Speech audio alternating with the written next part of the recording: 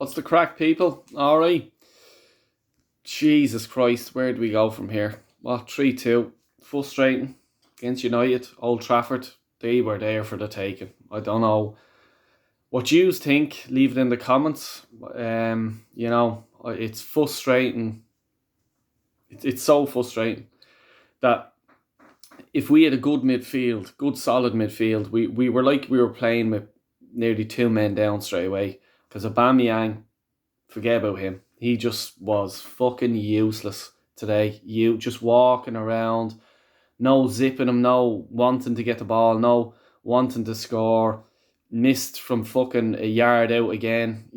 How many times does he need to do that? Like, I know the ball came at him quick, but when you're a striker, you should always be ready for anything to happen. You should always be, even when the keeper's going up for a ball, you should always be thinking in your head, if he lets that ball slip through, I'm dinking it in and it's a goal. You know what I mean? If the ball comes in this way, if I just put my foot there, I'm going to score. A striker should always do that. Always anticipate what's going to happen. I know the keeper, 99% of the times, will get the ball. But it's that 1% where he doesn't get the ball and it goes in. And that's where he needs to fucking, cop the fuck on. But look, come here, enough about that little fucking rant. Like, you know what I mean? He's done for me. Like, you know what I mean? Ever since he done his stupid little fucking video of sign the thing, ask me bollocks, he's been shite ever since. The money he's on, he's wasting away. So we had Ozil on the big money, and then straight from Ozil onto him.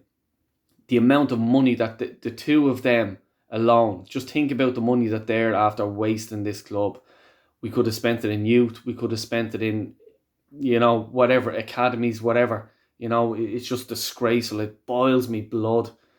Thomas Partey, I have to call him out. Fucking useless. Sell him in January. This is what I think. Sell him in January, okay? And buy that young fella off Brighton, Bissouma. Just get him. That's who we should have signed before Partey, Thomas Partey. A young fella who's experienced in the Premier League. All the top clubs are after him. United, Liverpool, Chelsea, the whole lot want him. I think, as far as I know, he's an Arsenal supporter. So you're ringing up his agent. Right, okay. How much do you think we Brighton want? Right, 50 million. Yeah, grand. We paid 45 for Thomas Partey. Right, we'll throw the extra 5 million. He's an experienced midfielder. He's top quality. All the other clubs want him. How much does he want wages? Yeah, grand. We'll sort that out. He's not going to be any more than Thomas Partey. But no, we went around and done our whole other fucking thing.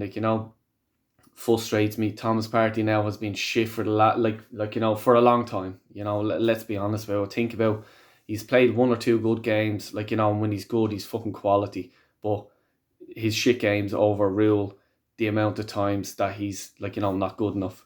So frustrating. So straight away, you're in Old Trafford and the two of them are not on par. Like, experienced players.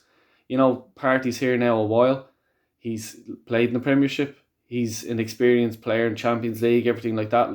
So, right, you're playing Old Trafford. You should be well up for the game. You should be well able for the tempo of a game, which the tempo is shy. But you know what I mean? Up your tempo. And you're going to stand out from the crowd. Aubameyang, zero tempo. So frustrating. So, you have to think about it there straight away. We're nearly two players down because they didn't do anything in the whole game. And he's in midfield. Fred, he was fucking useless. The only thing he done was got to my penalty, which Odegaard, you're running back on goal and you're diving in the box behind, sliding tackle behind him. What in the fucking right frame of mind do you think, I done a great job there, or I'm going to do a good job here? I'm going to curl my foot around, get the ball away from him, and then I won the ball. Where in his fucking head did he think he was going to do that? He fucking didn't. You know what I mean? So I'll just fucking slide tackle him from behind in our box. Seriously, I don't give a fuck. The goal that he got, grand. It wasn't really spectacular. It was just fucking, I think he got lucky. And look, we'll take it. But, I just can't forgive him for that. So 3 players already that are fucking useless. The substitutes, Eddie and Kaya, I don't think he's scored in 5 years. I don't know when the fucking last time he is, because I'm not near a computer. I'm not looking up stats or anything like that. Just off the top of my head, The only goals I can think about is Norwich when he came on the scene when he was about fucking 14. 2 goals against Norwich in the Carling Cup. There's the only goals I can fucking remember of him. He's leaving. So Ian Wright's lover boy is fucking leaving. He's leaving in fucking January or bleeding in the summer, whenever. And fucking best of luck to him. Off with you. Thank you. Good luck. You enjoyed the pay packet you got. Best of luck. See you later. He's sending him on instead of Pepe. You know, unless you're selling Pepe, like, you know, that's a message to him. Like, see, we're not interested in you anymore, Pepe. You haven't, you know, you're not up to the Arsenal standard, which I can't understand, but you're not up for it.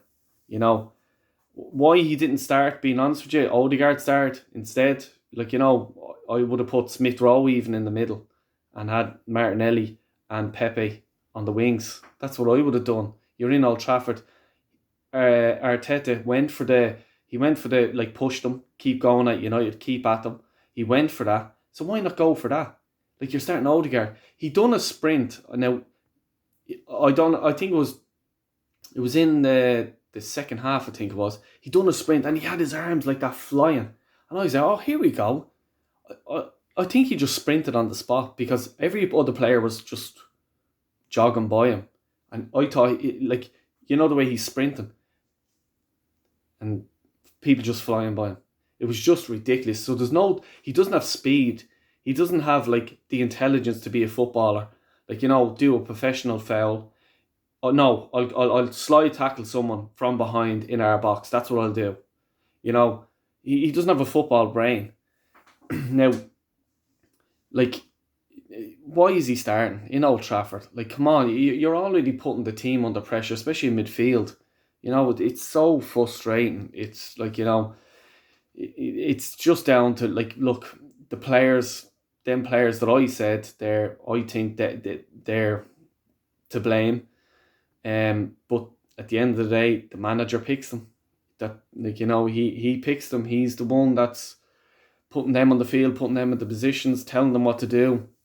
You know, so you can't blame them. Like, you know, if I'm Odegaard, I'm playing for Arsenal, I'm making big money, and next thing the manager puts me on, I'm hardly going to turn around and say, no, sorry, I'm not up for it today. I don't think I'm good enough to play here. They're not going to say that. Of course they're going to go on the field. They're going to be there. You know, it's just frustrating to know that United are shy at the minute. They're shy at the minute, and we should have beaten them. My Man United mates text me and all when Smith Rowe scored a goal. Oh yeah, here we go. I think yous are going to do us today, because we did start off well, and no, I knew well that wasn't going to happen. I just sort of says no, I can't see that happening. They were negative about their team because they knew that Michael Carrick is the interim at the minute. They're shite, but they'll get better. They're getting a new manager, experience. He's proven in Europe, like, you know, he was sporting director or whatever he was, like, you know, in Spartak Moscow. You know, so it's like, you know, they're going to get better. Spurs are going to get better. It's going to be a very frustrating time for us now. We're going to be left behind, and like that on Lee's show, and I think a few of the lads are saying, like, you know, you throw money at a top quality manager, you get him, you know. And to prove the point, like, even I was even saying, I'll put my hand up when Conte was free available. I was there, no way we're going to get him. There's no way. But Spurs just went, open up the checkbook. There you are. How much do you want to come to us? There you are. And he's on fucking top dollar. And that's grand. But we'll see Spurs move up the table. 100%. So all the fucking, yay, fucking we beat Spurs. So what? You know, they're going to fucking finish ahead of us in the league. United are going to finish ahead of us in the league. So at the minute, like, them two pushing up is going to push us down to 7th. We finish in 7th, 8th. You know, Wolves are flying, West Ham are flying. You know, who else? There's fucking, who else is flying? Like, come on, stop me. Leicester are starting to kick on. I think, like, you know, we're like, where do we go this season again? 8th. Like, is that what we're settling to now? Eight? Oh, another eight. Do we, like, it's going to go the whole year again, and there we are. If they sack him at the end of the year, the manager has to get used to the players, use of a program in the summertime, pre-season training. Then it's going to be like, a bedding in period up until about this time next year. And then there's another season gone. Why not just fucking bite the bullet now, get someone in? And I don't believe in the interim manager. Get someone in now and just go, right. If it's fucking Zidane or Tag Hort, like any of them, you know what I mean? Like, just fucking get a good manager, just buy them out of a contract and go for it, because you're just wasting everyone's time here. And then give it now. So from now until the end of the season, the manager will get a transfer window. Then in January, then you get one in the summertime. Now that's not going to improve the team, or we're not going to be title contenders next season, but we'll be up there. We like, we could get in the top four, and at least that's better than the top 10. But give them time now to get, like, a run for next year.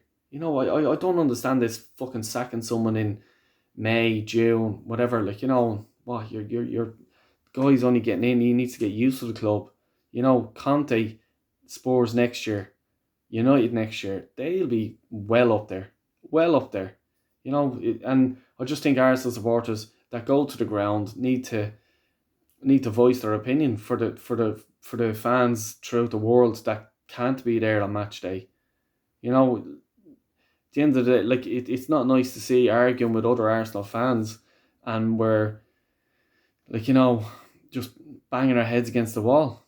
Just, it's so frustrating. Like, this is my opinion. You probably have a different opinion, and that's grand. I respect that. Like, you know what I mean? I'd love to chat to fucking everyone and see what their opinion is. But the most majority of people are Arteta out. I'm Arteta out. I want better for this club. I've been supporting it since 1989. I know what it's like to be winning. It's great, great feeling. I hate this of every team. Oh, I like Arsenal, yeah. No, I don't want you to like Arsenal. I want you to fucking hate us because we're winning. That's why they like Arsenal. Oh, they're a good team. They'll win a few games here and there, and they might be United in the Emirates. They might draw with Liverpool. They might draw with Spurs the odd time, but they won't win anything. They might win the FA Cup, grand. Everyone wants the league. Everyone wants the Champions League. That's what it's about. So let's wake up, Gunners. Make your feelings known. All right, dig up. See you later.